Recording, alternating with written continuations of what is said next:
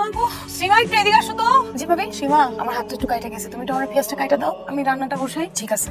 সীমা তুই পেঁয়াজ কাটতেছিস কেন? আমার না জিগায়া তোমার বউরে জিগাও। কি ব্যাপার বৌমা, তুমি ওরে দিয়ে পেঁয়াজ কাটাচ্ছিস কেন? আম্মা আমি একটু সীমারে বলছি পেঁয়াজটা কাটতে, আমার আসলে পেঁয়াজ কাটতে গিয়ে হাত কেটে গেছে তো এই জন্য বলছি কয়েকটা পেঁয়াজ কাটে দেই, আর আমি রান্নাটা বসাই দিছি, রান্নাটা তাড়াতাড়ি হয়ে যাবো। আম্মা তুমি কি পেঁয়াজ কাটতে জানো না? বা কেউ শিখায় নাই? তুমি পেঁয়াজ কাটতে গিয়া হাত কেটে ফেলাইছো নাকি ইচ্ছা করে হাতটা কাটছো? আম্মা এগুলা কি বলতেছেন? আমি আমার নিজের হাত ইচ্ছা করে কেন কাটবো? এই জন্য কাটবা যাতে তোমার কোনো কাম করতে না হয়। শোনো বাবা, আমার এই মাইয়ারে আমি কিন্তু রাজকন্যার মতো পালতেছি, ওরে দিয়ে আমি কোনো ঘরের কাজ কাম করাই না। এই বয়সে আমি সব কাজ কাম করি, আর তুমি আমার মাইয়ারে দিয়ে সব কাম করাইতে চাইতেছো। ওরে দিয়া তুমি আর কোনোদিন কোনো কাম করাইবে না, খবরদার। কাপড় শুকাইতে গেছিলাম, তারের সাথে খোসা লাগে হাতটা কাটা গেল। পেঁয়াজ কাটতে গিয়ে হাত কাটছিস, ঘরের এত কাজ কাজ করতে হয় কেন তোমার? ঘরটা কার? আমার কাজটাই করবো, আমার করতে হইব। মার বয়স হয়েছে না, মাকে রান্না করে যাইতে পারে। আর সীমা ছোট মানুষ, ওর কাজ করার বয়স হয়েছে নাকি? আর এই যে আপনি আমার এমন 19 থেকে 20 হইলে আপনি এমন করেন কেন? বট আছে আমার।